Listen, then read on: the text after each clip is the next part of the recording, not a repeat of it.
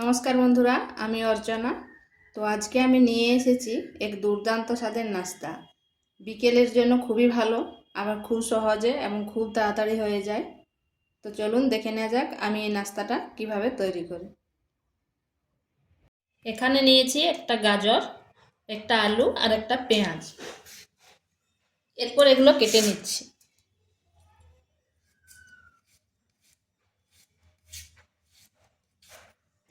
যেরকম আমরা ভাজার জন্য কাটি সেই রকম কাটবো।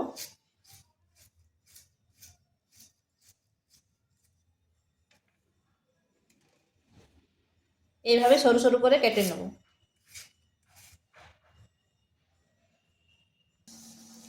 আলু, গাজর আর পেঁয়াজগুলো ওইভাবে সরু সরু করে কেটে নিয়েছি। পেঁয়াজটা ওইভাবে সরু সরু করে কেটে নিয়েছি। এখানে কড়াই তেল দিয়েছি, তেলটা গরম হয়ে গেছে। এরপর আলুগুলো দিয়ে দিচ্ছি। আলু আর গাজর দিয়ে দিচ্ছি।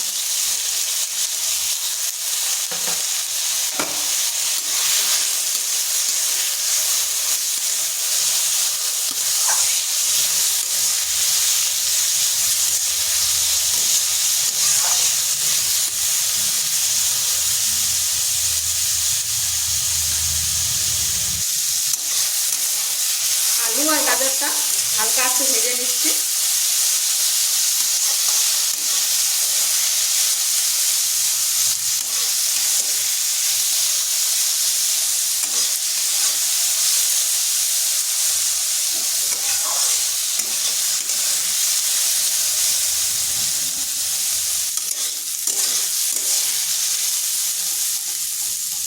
এটা হালকা ভাজা হয়ে গেছে। এরপর পেঁয়াজটা দিয়ে দিচ্ছি আর দিচ্ছি পরিমাণ মতো লবণ।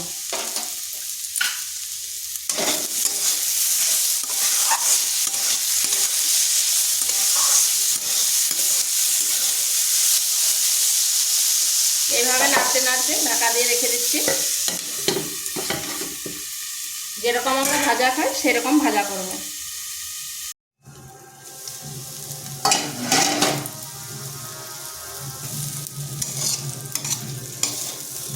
এটা ভাজা হয়ে গেছে। দেখুন গাজরটাও সিদ্ধ হয়ে গেছে আর আলুটাও সিদ্ধ হয়ে গেছে।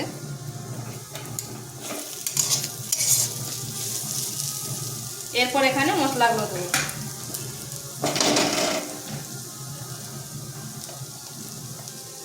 দিচ্ছি হলুদ গুঁড়ো,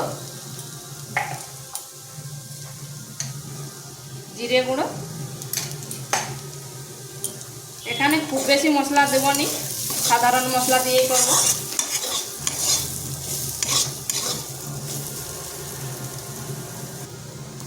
আর দিচ্ছি সামান্য লঙ্কা গুঁড়ো, 3টা কাঁচা লঙ্কা,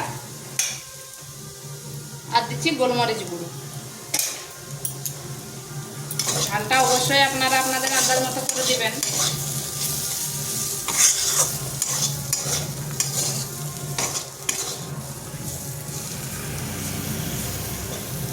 এরপর এইভাবে মাঝখানটা ফাঁকা করে নিচ্ছি।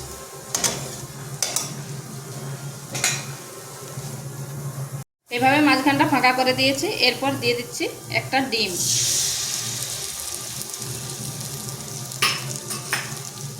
আর সামান্য লবণ। এখন তো শীতে নানা রকম সবজি পাওয়া যায়, তো এই সবজি আপনারা আরও অনেক সবজি যোগ করতে পারেন, যেমন বাঁধাকপি, ফুলকপি, বিনস।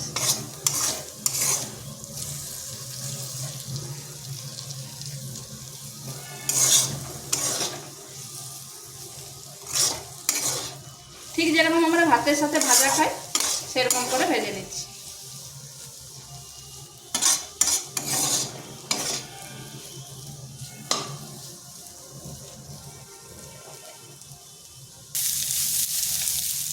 এই ডিমটা দেওয়ার জন্যে স্বাদটা দ্বিগুণ বেড়ে যাবে। এইভাবে ভেজে নিয়েছি। এটা ভাজা হয়ে গেছে। আর এখন তো শীতকাল, ওই জন্য ধনেপাতা প্রচুর পাওয়া যায়, তাই সামান্য ধনেপাতা দিয়ে দিচ্ছি। ধনেপাতার গন্ধটা আপনাদের যদি পছন্দ না তো নাও দিতে পারেন।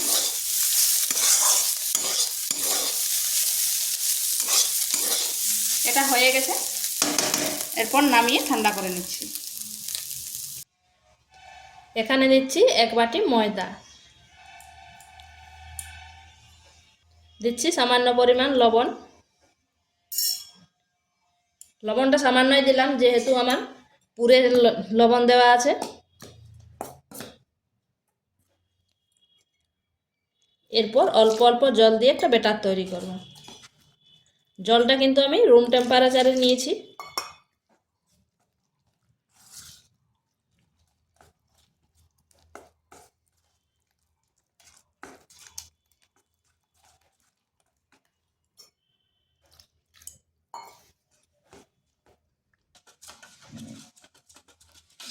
ব্যাটারটা কিন্তু একটু পাতলাই করতে হবে, মোটা করলে নাস্তাটা ভালো লাগবে না।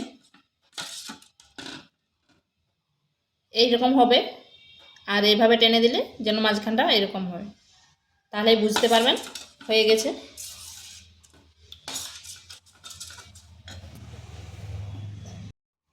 এখানে একটা ছান্তা বসিয়েছি, তাতে তেল দিয়ে দিচ্ছি।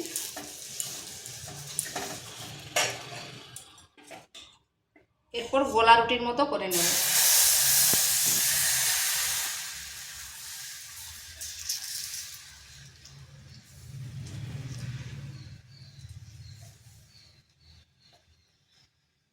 এইভাবে 3 থেকে 4 সেকেন্ড রেখে দিচ্ছি। দেখুন উপরটা শুকনো হয়ে গেছে, এভাবে পুরোটা শুকনো হয়ে যাবে। পুরোটা শুকনো হয়ে গেছে, এরপর এটাকে তুলে নিচ্ছি।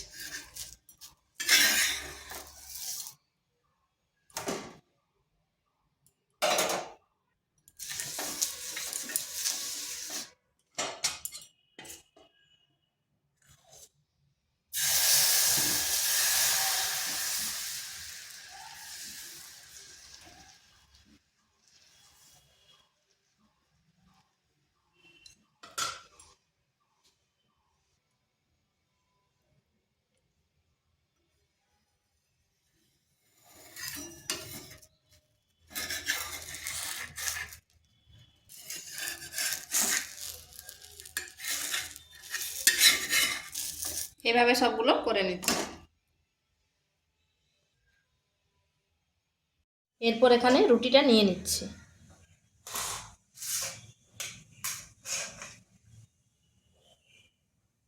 এর মাঝখানে পুরটা দিয়ে দিচ্ছি।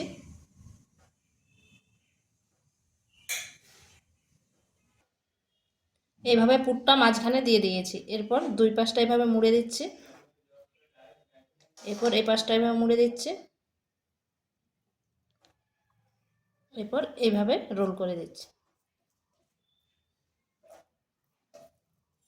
দেখুন কত সুন্দর হয়েছে।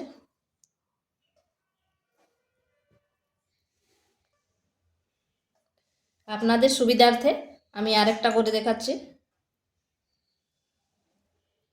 আর এটা করা খুবই সহজ।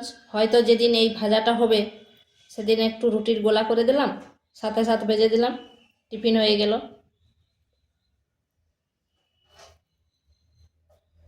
আর এটা কিন্তু খেতে দারুণ লাগে। এটা কিন্তু খেতে দারুণ লাগে। এইভাবে একবার করে দেখবেন। এইভাবে আমি সবগুলো করে নিচ্ছি। এইভাবে আমি সবগুলো করে নিয়েছি। এখানে কড়াই বসিয়েছি, তাতে তেল দিয়েছি। তেলটা কিন্তু খুবই অল্প দিয়েছি। এরপর এগুলো দিয়ে দিচ্ছি। এগুলো একটু হালকা করে ভেজে নেব।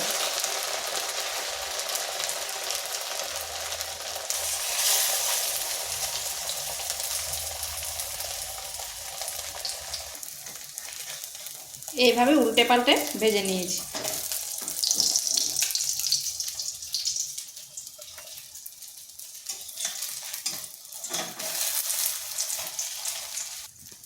এইভাবে একটু লাল লাল করে ভেজে নিয়েছি।